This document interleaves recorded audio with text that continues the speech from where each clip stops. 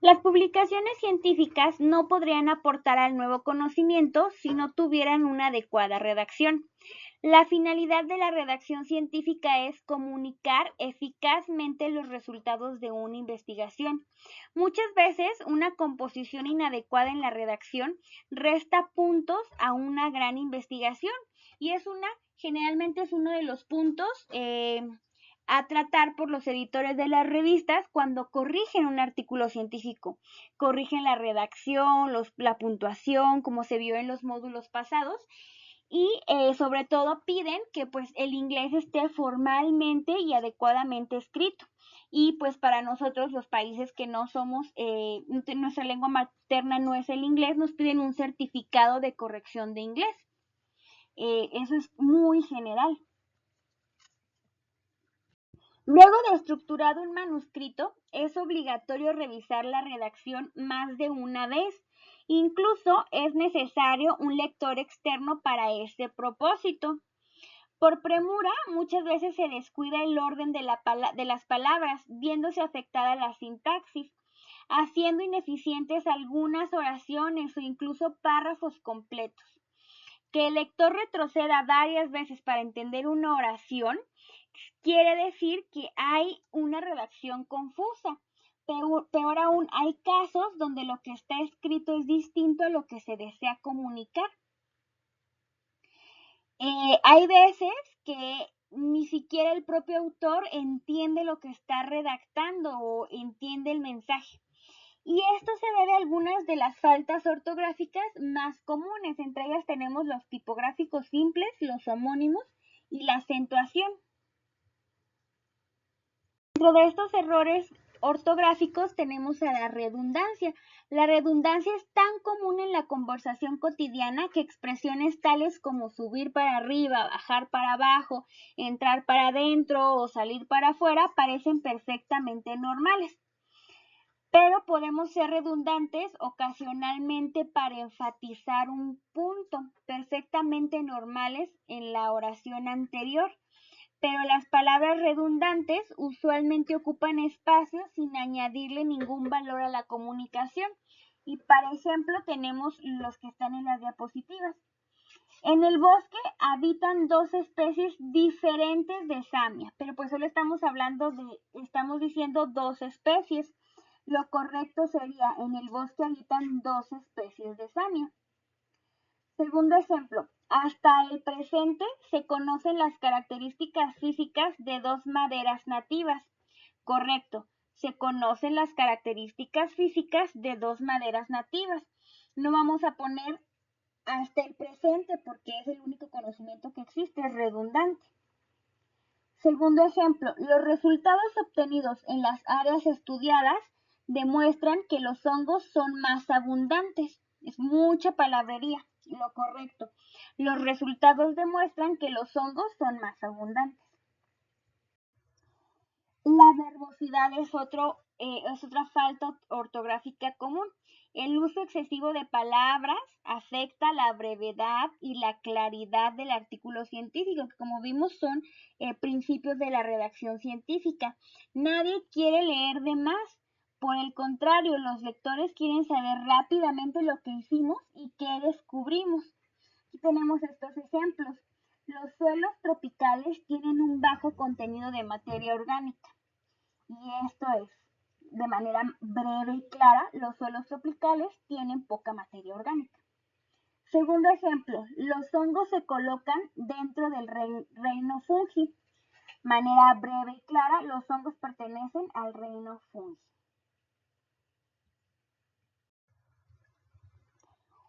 Utilizar un vocabulario rebuscado.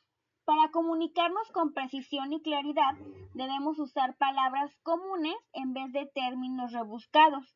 Cualquier palabra que un lector educado tenga que buscar en el diccionario debe sustituirse por un sinónimo común. Tenemos aquí dos ejemplos. ¿Cuál de estas oraciones se entiende mejor? ¿La 1 o la 2? ¿Qué es la palabra que tendrían que buscar en un diccionario para saber cuál es su significado?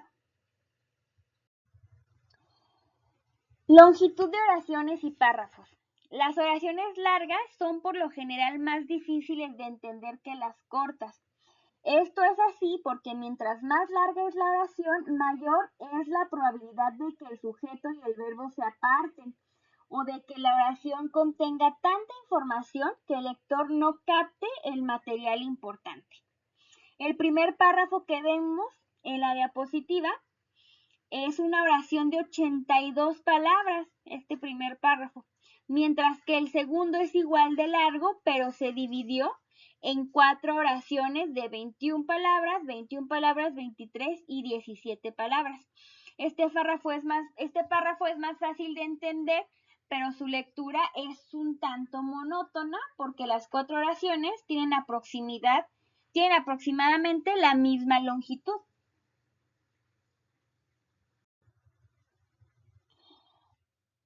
Y este es el tercer párrafo. Este párrafo es más agradable porque varió la longitud de las oraciones. La primera oración tiene 11 palabras, después 8 palabras, luego 44 palabras y 15 palabras respectivamente. Aunque la penúltima oración duplica el largo promedio de 20 palabras recomendado para los artículos científicos, la oración es fácil de entender porque está bien puntuada.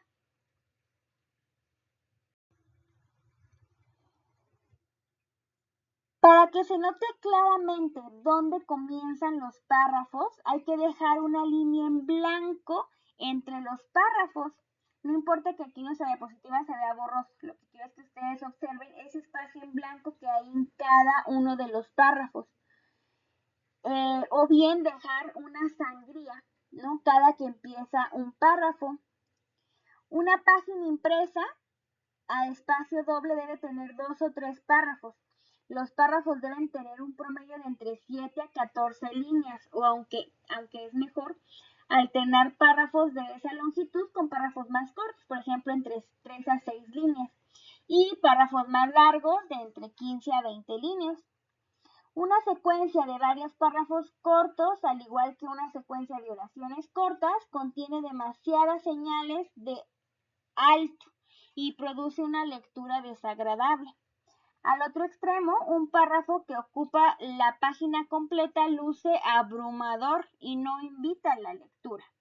Es demasiado grande un solo párrafo. Ahora, el uso de abreviaturas. Las abreviaturas son convenientes pues porque nos ahorran espacio y aligeran la lectura, pero confunden al lector si sus significados no están claras. En el título no se usa ninguna abreviatura ni en el resumen, excepto aquellas que toda la audiencia conoce, aquellas palabras que son de uso cotidiano y común y no que son tecnicismos. Recuerden que el título y el resumen son la carta de presentación de un artículo científico.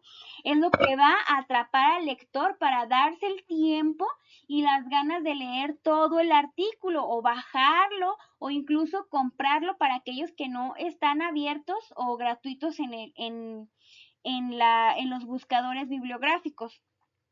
No podemos abreviar términos cortos, pues de por sí ya son cortos. Tampoco podemos abreviar términos que usamos muy pocas veces porque no vamos a saber ni a recordar qué es lo que estamos hablando en la abreviatura. Esto es evidente, no podemos inventarnos abreviaturas. No comencemos las oraciones con abreviaturas ni con números, esto es súper incorrecto.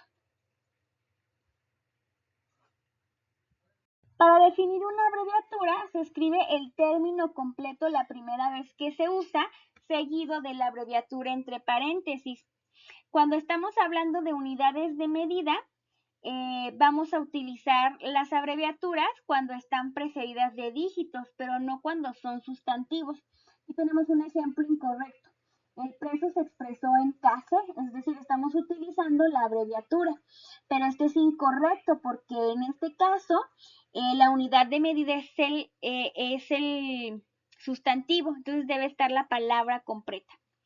Lo que sí es correcto es cuando estamos hablando, en el ejemplo que dice, la tortuga pesó 15 kilogramos. No utilicemos signos para abreviar sustantivos. Ejemplo incorrecto, se obtuvo un porcentaje alto, la abreviatura de porcentaje. Lo correcto es se obtuvo un por ciento alto, es decir, escribir toda la palabra.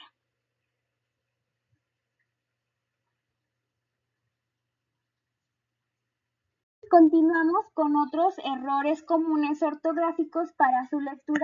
Diferentes ejemplos. Tenemos la doble negación, citas excesivas, escudarse demasiado en los resultados.